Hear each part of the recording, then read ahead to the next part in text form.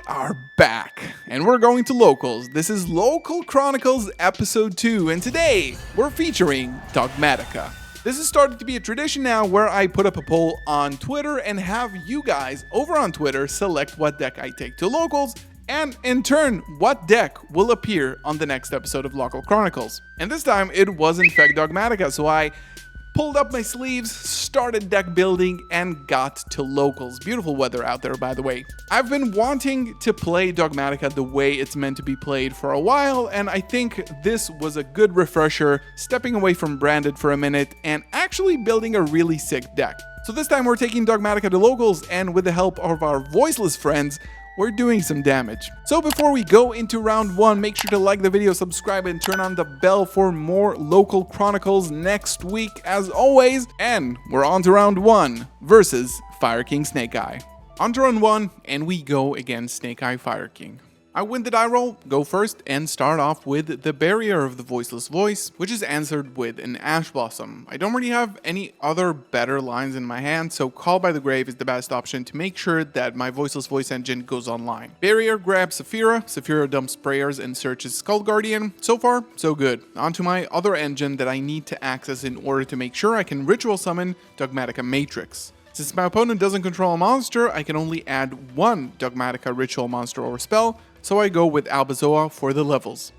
Albazoa gets sacked for the Guardian, and my Guardian effect as Search gets hit with a Mourner. Yikes, can't really get to load this way. I unfortunately have to pass with a Magnemite in hand and a set Forbidden Chalice and Pray. My opponent starts off with the Abelstar, sending Bonfire as cost, which tells me he has another one in hand. I hold my Chalice for the Snake Eye's Ash, since he will have access to it either way. He sets Original, and as I suspected, follows up with a Bonfire and searches for Snake Eye's Ash, which I target with my Forbidden Chalice to negate its effects. He has a lot of plays left, but he manages to play in Circle and links up and then back down, ending on only a Flamberge, which earlier this turn placed my Guardian in the Spell and Trap zone. He ends his turn with only a Flamberge on the field, a set card, and an additional card in hand. It should be okay from this point on. Magnemite on the Linkuriboh in the end phase, and I search for Saphira, then I can start my turn. Activate the Barrier, he chains Infinite Impermanence on my Magnemite in the same column as the Barrier to negate both of their effects.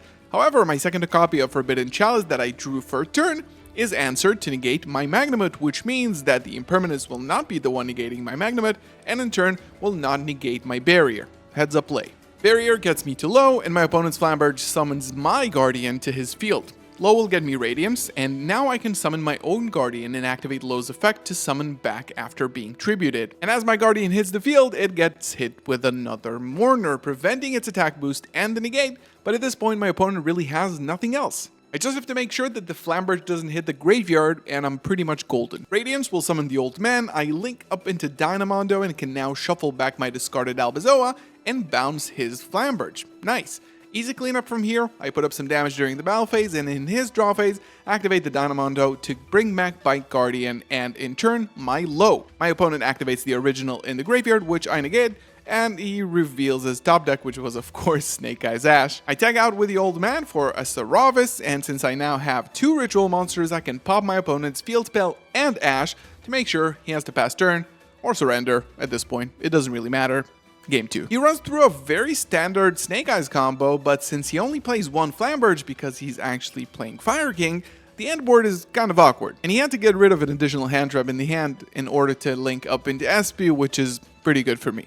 My hand is actually kind of cracked. The board break approach favors the Snake Eyes matchup, and I start off with a Fenrir to make sure I don't miss an empty board after I activate the Change of Heart I drew. He doesn't activate the field spell yet, so I proceed with Change of Heart on Apollousa. His SP tries to tag out with my Fenrir, but I Chalice it so I can gain as much advantage as possible. On resolution, I Fenrir his Flamberge, and it's pretty easy from here. He extends the hand after he sees my Low, and reveals he had 2 crossouts set. Unfortunate, but GG's, on to round 2.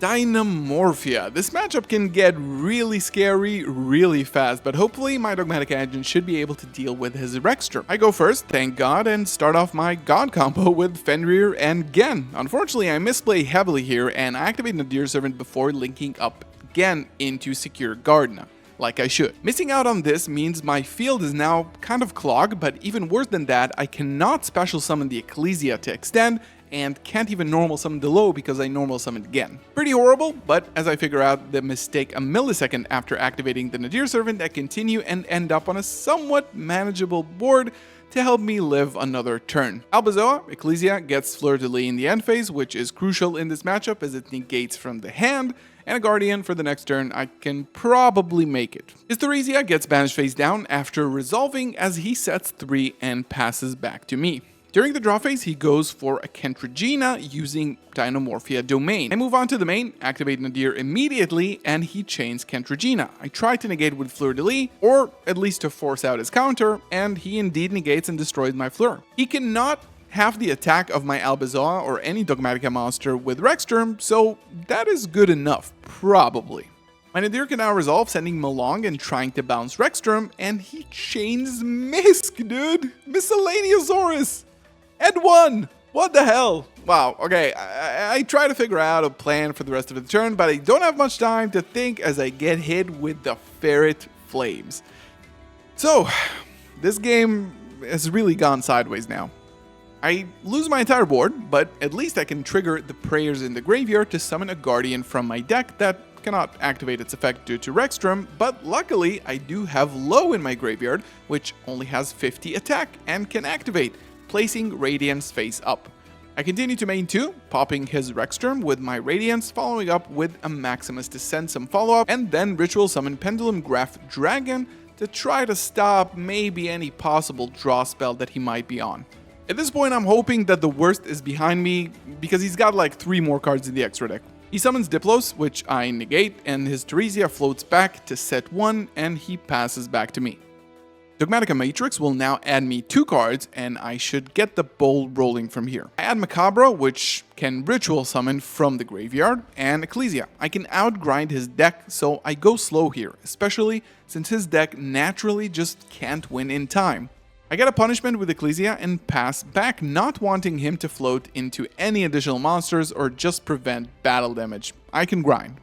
He goes for a UCT, which is indeed a dinosaur, but doesn't activate the main phase effect to flip, which means that at the start of the battle phase, I can flip punishment, sending Bucephalus II and pop his UCT. That got scary for a second. I managed to clear up his graveyard floating effects and protection, which means I can finally swing for game. With only around 8 minutes on the clock and him going first, I'm pretty sure that it's gonna be a quick 2-0. He sets 5, and I draw the Harpy's Feather Duster in 60 cards. Fun. He manages to fuse a bit with Frenzy ending on a Rexterm, which I can now happily take with my talents and continue to play until I have game. Easy peasy, lemon squeezy, on to round 3. Next up is our Dragon Duel European Champion, once again with the Labyrinth. Winning the die roll obviously helps me a lot here, and I go first. Got good access to all my engines so far. Fenrir, Nadir into Maximus, draw 1 with Garura, send Titaniclad and Herald to get my Dogmatic Calamity. I was scared of him playing Labyrinth and having to send cards from the extra deck, but thankfully his Fiend Unchained variant doesn't even play Garura or Ents. Saphira will dump Prayers, ritual summon Guardian, sacking the Fenrir, and as I activate Guardian to search for my low, he chains both his furniture in the hand to make sure that he can set. Alright, that's fine. Low grabs Radiance, and I decide to flex here. I have Titaniclad in the graveyard, ready to get Ecclesia onto the field during the end phase, but I decide to summon the Albazoa instead, just for the sake of using it. And Ecclesia is not this great in this scenario either, because I can summon it to the field, grab a Fleur-de-Lis, but I don't have any room to summon that Fleur-de-Lis into, and also there's no guarantee any of us will go into the extra deck anytime soon. He starts off with Ariana, to which I chain my Chalice. Since I know he has a big Welcome Labyrinth set that will get negated either way with my Guardian, I decide to make him use it right now to dodge the Chalice, or just not use it at all. He does in fact use it, and since I negate and destroy with Guardian, the Yama he sent from the Nadir Servant can actually summon him back a furniture. Solid.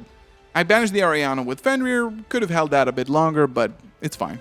Chandelier sends itself and a rollback to get another big welcome, and he activates Welcome. I'm okay with this. He goes into the battle phase, swings into my unprotected low, and then rollbacks for big welcome.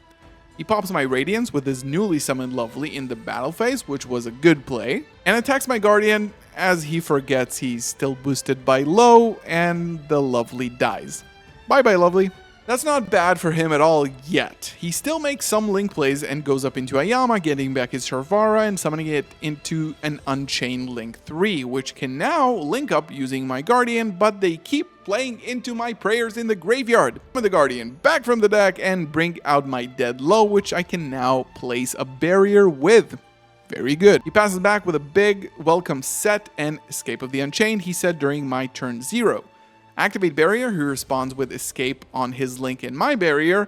I can't negate this yet, it has to go through. His Soul of Rage comes back with the Yama, and he tries to link up with my Guardian. I have to negate this, unfortunately. He can now get back a Lady, summon it, activate Big Welcome, which he can later chain his Lady to. He realizes that I haven't even started my main phase, and he kind of wasted all of his interruptions the first 2 minutes of me playing, and he scoops it up. And we go to game 2, 1-0. This is obviously a lot harder. A full setup with the field spell. I'm already down 1 card due to a Lovely hand rip during turn 0. And this is probably going to be a little bit short. He shotguns everything during my turn to try and get an EEV live setup because my deck is honestly mostly spells. And he hits my 1 chainable card in hand before setting with Lady, which means I can't respond to Lady.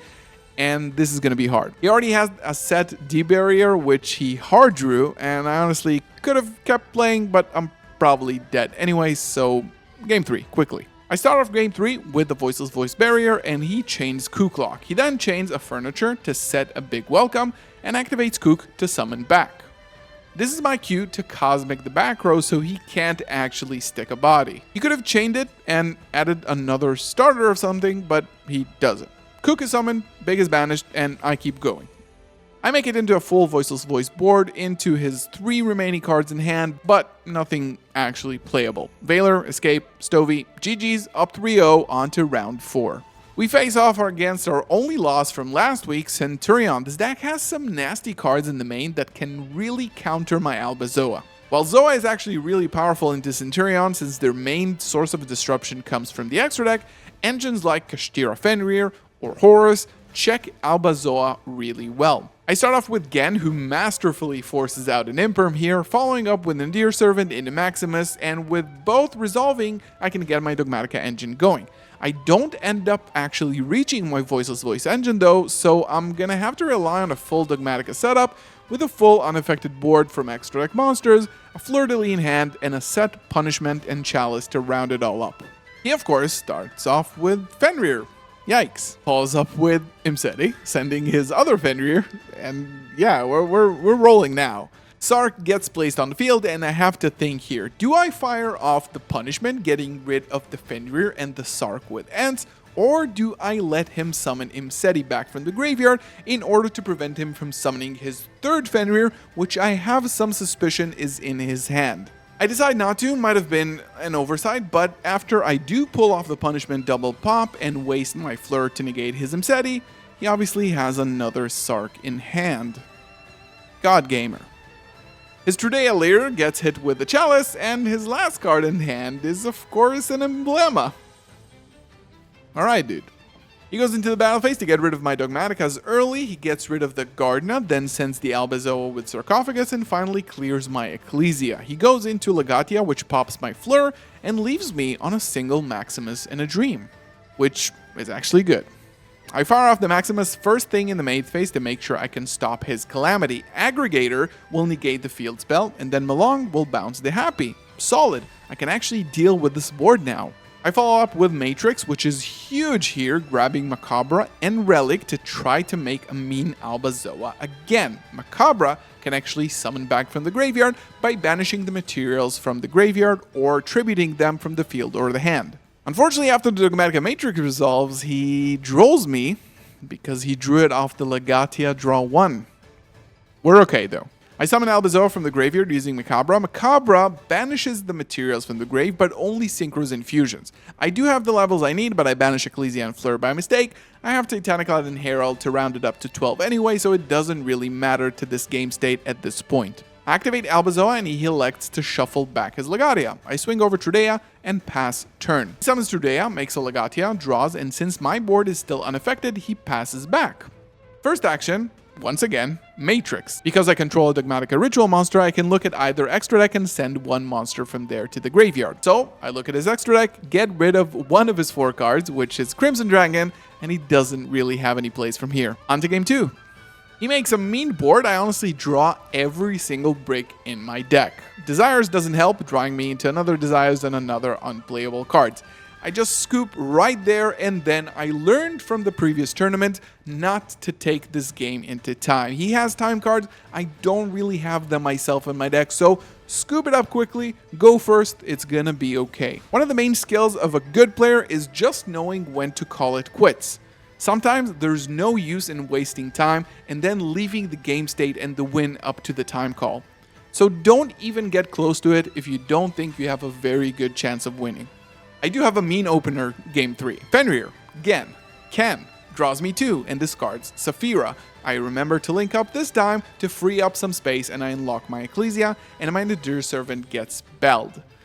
Okie dokie, Voiceless Voice plays. I already have the trap, and I already sent Saphira to the graveyard with Ken.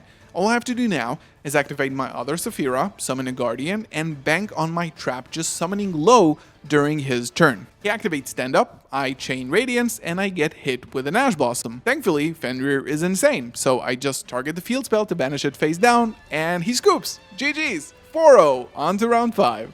I finally lose a die roll, and this time it's to Fish. My opponent rolls a 9, and for me, just Snake Eyes. Nice. We're facing a full board of Fish and a Wolf, and of course, Shifter. Challenge accepted. My hand is really good into this board actually. Lots of going second cards and board breakers. Matrix grabs Zoa and Ecclesia, and he starts sinking up into Ascan, banishing his own Fish and my Matrix, which is not a problem. Ken comes down, putting up Ken on his board and drawing me another 2. Talents will take care of his Ascan, and now I actually have enough levels to hard summon my Albazoa. Getting rid of 6 cards from his extra deck, and Punishment, and a set Call By should get it done next turn. Standby phase, Fish come back, and the Call by the Grave and the Punishment are well placed, and manage to leave him with nothing. On to game 2. He combos off a full board of Fish, no Shifter in sight, but unfortunately, this 60 card deck is really good at drawing one-ofs. End of main. Battle phase, end of battle phase. I evenly his entire board, and honestly, just handshake time at this point. 2-0 in the final round, 5-0 in the tournament, first place. Again, a really fun experience, and I'm glad I got to share it with all of you. As always, this upcoming Tuesday, we're gonna have another poll choosing my deck for locals this week. And that will be the deck that I will showcase in next week's Local Chronicles. So make sure to follow me on Twitter and of course comment right here below. What do you think about the series? Are you enjoying? Got some awesome feedback on the first series, so I'm really happy you guys are digging this. Again, we're pretty close to 20K, so hit that sub button if you haven't yet, and I'll see you in the next video. Peace.